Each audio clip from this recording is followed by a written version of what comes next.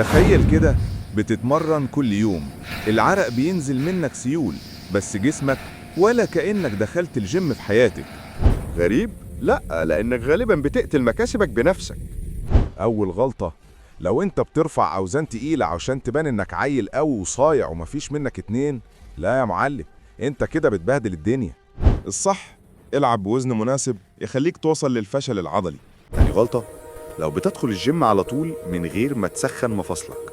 كلنا عارفين ان مفاصلك سايبة، ومش عايز اقول من ايه، انت فاهم.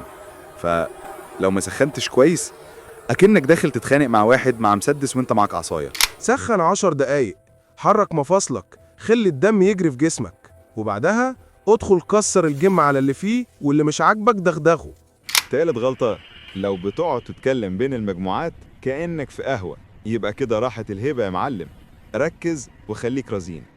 قلل الراحة، خليك مركز، خليك في المود، العضلة مش بتستناك تخلص المكالمة. رابع غلطة، لو بتاكل اي كلام بعد التمرين وتقول ما انا باكل كتير، لا يا اسطى، مش الكمية، الجودة. دخل جسمك بروتين كويس وكربوهيدرات نظيفة، مش سندوتشات وشيبسي.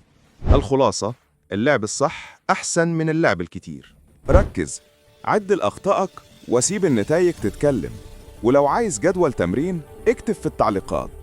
امشي على النظام ده من النهاردة. يلا، خليك ناصح واعمل اشتراك. ولو معترض معايا في حاجة، اكتب اللي انت معترض عليه في كلامي وأنا هرد عليك. وما تنساش، المؤمن القوي خير من المؤمن الضعيف.